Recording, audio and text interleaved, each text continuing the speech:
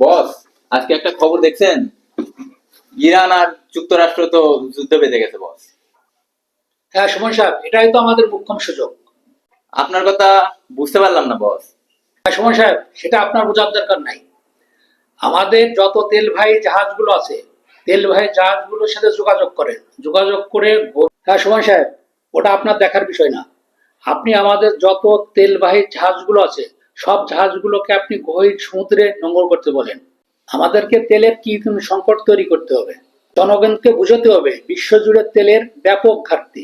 কিন্তু বস, এই যে বাংলাদেশের যেসব তেল কোম্পানিগুলো আছে তারা যে পরিমাণে তেল রিজার্ভ করছে এতদিনে, সেই তেল দিয়ে তো আমাদের বাংলাদেশ 6 মাস চলতে পারবে।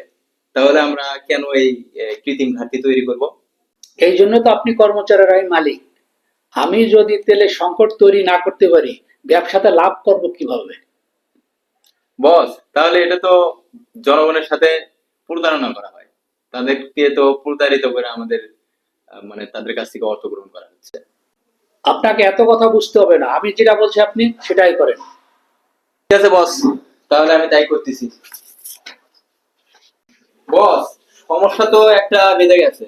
ভোক্তা অধিকার তো ঝামেলা করতেছে বস। এই যে আমরা যে গভীর সমুদ্রে জাহাজ নোঙর করছি তেলবাহী, এগুলো তো ভোক্তা অধিকার জানা গেছে, এখন তো ওরা সমস্যা করতেছে। ঠিক আছে, আপনি যান।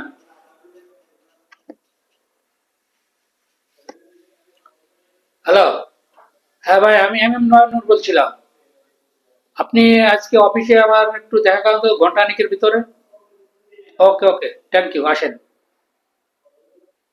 আসসালামু আলাইকুম। ওয়ালাইকুম আসসালাম, বসেন ভাই, বসেন। ভালো আছেন? জি।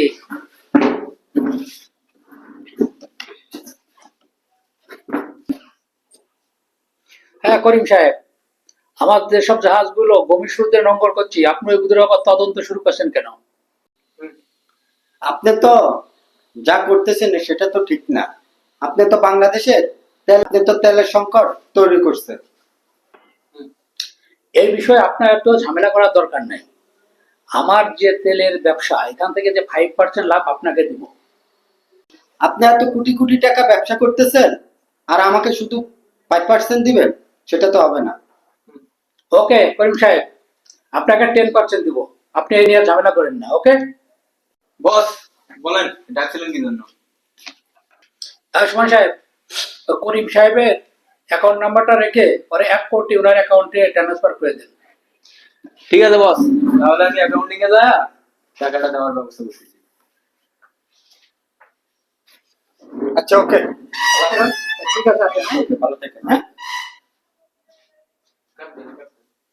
আমাদের বাংলাদেশের ব্যবসায়ীরা এভাবেই জনগণকে ঠকিয়ে বছরের পর বছর টাকার পাহাড় তৈরি করে। তাই আপনারা ভিডিওটা কেমন হলো, আপনারা লাইক কমেন্ট শেয়ার করে বিস্তারিত জানাবেন। ধন্যবাদ সকলকে।